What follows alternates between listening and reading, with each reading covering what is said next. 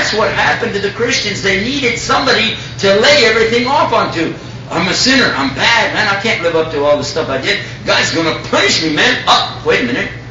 An innocent person could go to the cross, right?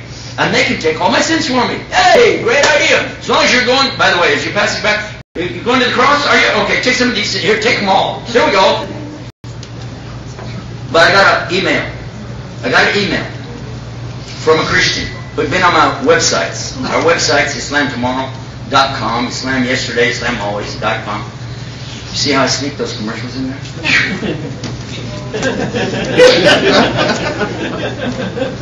He sent me an email and he said, I like your website, I like the stuff you said, I love everything in Islam except one thing. I said, well, that's what I want to know. What's his problem? He said, I would love to be a Muslim except for one thing. He said, I cannot believe in a God. I can't believe in a God that would be so horrible that he'd do what I saw on the website. And what we had on the website is one theory. It's only a theory that some people have. Because we know Jesus did not go on the cross. We know that. Because it says it real clear in the Quran. He didn't go, but they've been arguing about it ever since. About what really happened. Now some people said that the meaning is that somebody else went to the cross. But it doesn't say that in Arabic. Does it? No. Does it say somebody else went to the cross or looked like Jesus? No. It says they've been arguing about it. That's it. Period. Alright.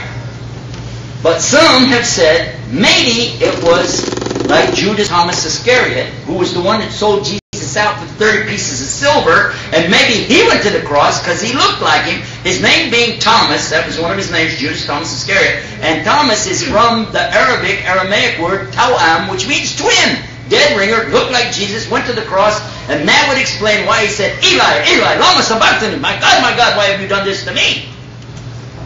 Jesus wouldn't have said that. No prophet would say that because they know the qadr of Allah. A believer never, ever curses God.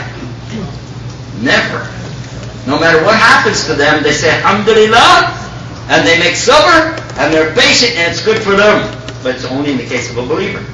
Whoever died on that cross saying, Eli, Eli, lama sabachthani, could not have been any prophet or any believer whatsoever, because it's not the statement of a dying person believing in God. He would have said, Alhamdulillah, this is what Allah has for me. And if it was the true plan of salvation, somebody should have clued him in on it, because he obviously didn't know about it. So this guy's writing me a letter. He didn't like the fact that somebody mentioned that it could have been somebody other than Jesus. And listen to his words. Listen to his words. He said, I don't want a God that would be so cruel as to put an innocent man in the place of somebody else. And I wrote back to him and I said, welcome to Islam. Because we're with you 100%. It's not our religion that teaches that an innocent man went to the cross to die for the sins of others. He wrote back again, Ashhadu an la ilaha illallah, Ashhadu anna Rasulullah.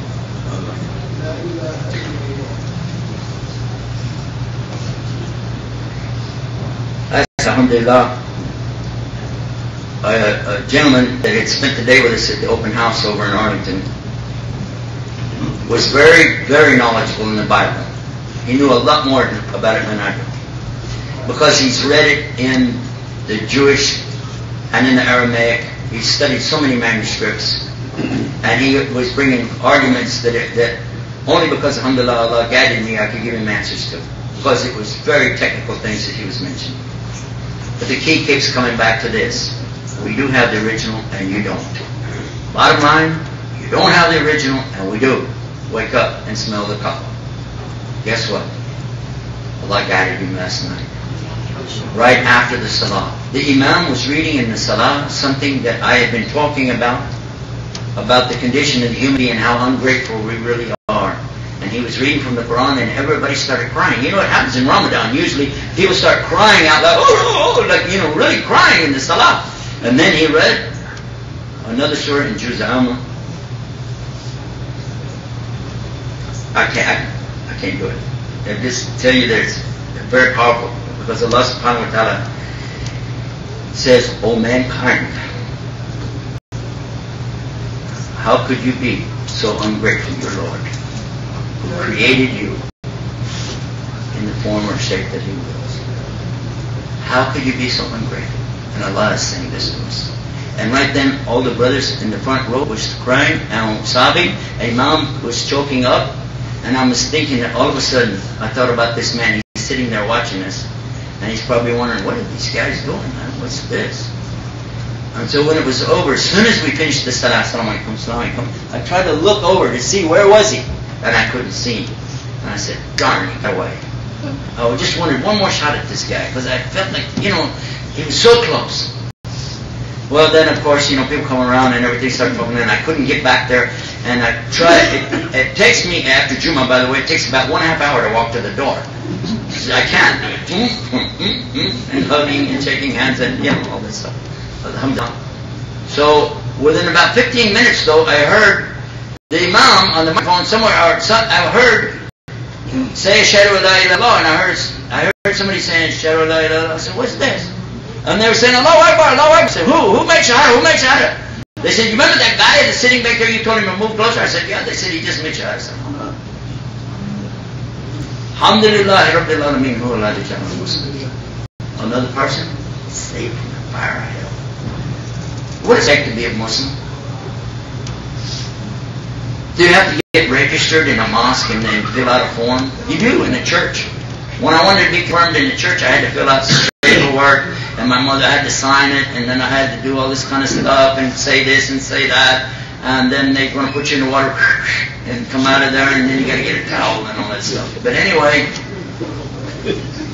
but what's cool is now on Sunday when they pass the cracker and the juice, you can drink it, because you can't do that before you burn, But you know what? To be a Muslim, as soon as somebody comes to you and says, I'd like to be a Muslim, but I need to know what to do first. You know what the answer is? Guess what? You already are. You're already there. Because you don't need to prove anything to me, do you? Do you? What do I need? I don't need anything from you. Allah, the one that you love, the one that you cherish, the one that you're devoted to, the one that you will sacrifice everything you have to be with in the next life, He already knows how you feel. The only reason you're saying it out loud is to join the community so you can suffer along with us while we're waiting to get to it. But you do need to say your shahada, and it's not that hard. Now, anybody here doesn't know Arabic, raise your hand. Don't know Arabic. But, okay, let's put it this way. If you don't know how to say La ilaha illallah Muhammad Rasulullah, raise your hand. Okay? Anybody can say that? Everybody can say that? Okay. If you find a crowd, and they have somebody that can't, just tell them it's like when a newborn baby can say the shahada. Do you know that? A newborn baby can say the shahada. A newborn baby can't say Trinity, by the way. But they can say shahada. Watch the baby laying there. He's laying there, sometimes the sun's coming in on him, and they're looking at the little thing from and they're going, la, la, la. Right or wrong? I mean, ladies, right? Babies, and it doesn't matter. You speak Urdu, the baby still says la, la, la. You speak Arabic, la, la, la. English, la, la. Babies say that all the time, don't they? La, la. And then, sometimes they hiccup. La, la.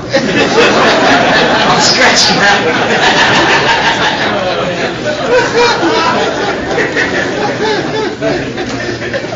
La ilaha La ilaha illallah.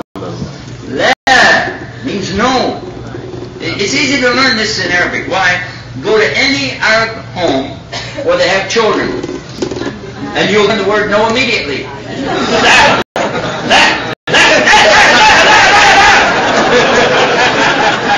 That's the first word. No. Ilaha. Remember, I already told you about ilaha. You already know ilaha. La ilaha. Say it. La ilaha. Then this word is the exception of illah. Illah. Say illah. Illah. Say illah. La ilaha. Illah. Allah. Very is none worthy to be worshipped except Allah. Allah. La ilaha La ilaha